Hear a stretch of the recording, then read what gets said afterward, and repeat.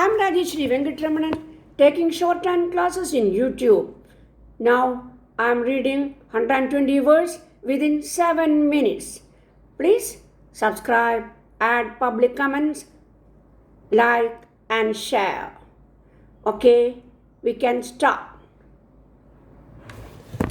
Esteemed colleagues, present on the occasion, delegates, ladies and gentlemen, first of all, I must convey the apologies of the Honorable Chief Minister who could not come here this morning to inaugurate this convention. He has asked me to convey his best wishes for the success of this convention. I must say that on behalf of the Chief Minister and my cabinet colleagues of the government of Karnataka, I am very happy to inaugurate the National Convention on Agriculture.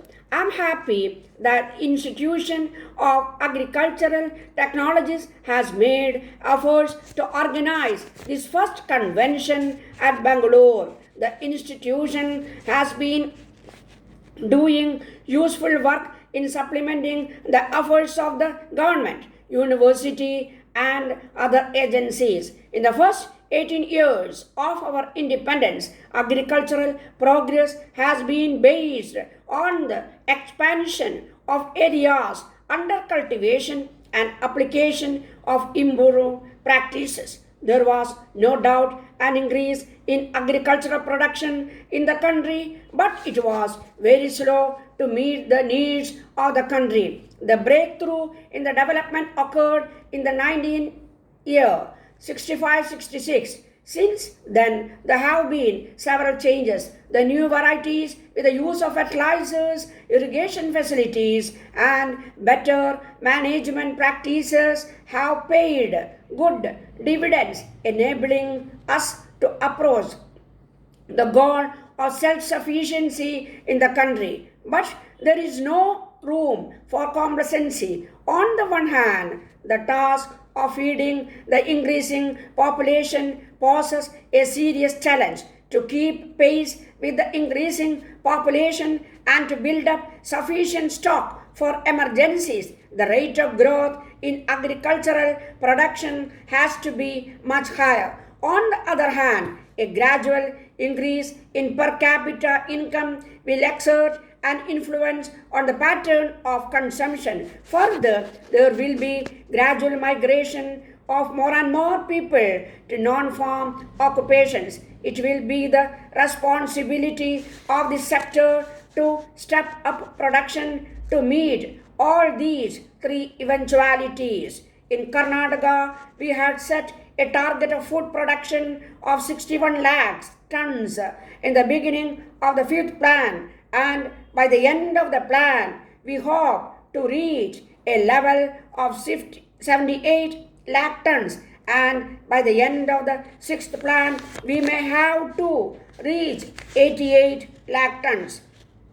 On all accounts, it is a very difficult task to achieve. In the light of the several factors I have just now mentioned, it is to be recognized that what we have achieved so far is what was relatively easy to achieve. What remains to be accomplished in the future is somewhat different. One should expect that the achievement in respect of the future progress would be more difficult. It is in order to face this task in agricultural development that we should build up agencies with foresight and statesmanship. In this context, I consider that tomorrow belongs to the technologists. I'm happy that the National Convention is involving so many distinguished and experienced science and eminent persons. I'm sure their valuable ideas and suggestions would be instrumental in guiding our professional organizations to deal with the tasks of tomorrow. I must note that with gratification that the institution has held high professional interest and is trying to bring together various disciplines to interact with each other and make a common contribution for a rapid growth of the profession.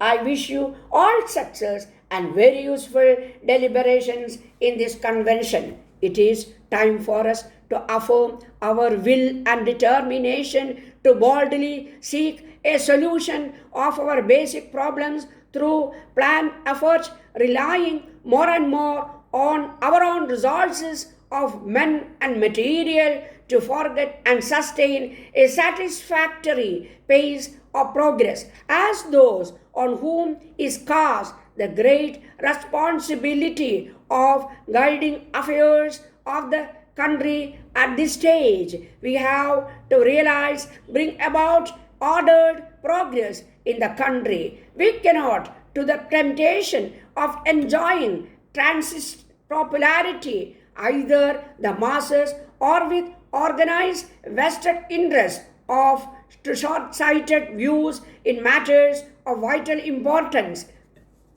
Such surrender would only place difficulties the way of our self-reliant, spontaneous support, whether by way of acceptance on certain tasks and obligations or sacrifice of narrow self-interest, will not be forthcoming for the measures which may be necessary without sufficient education and understanding of the very complex issues involved.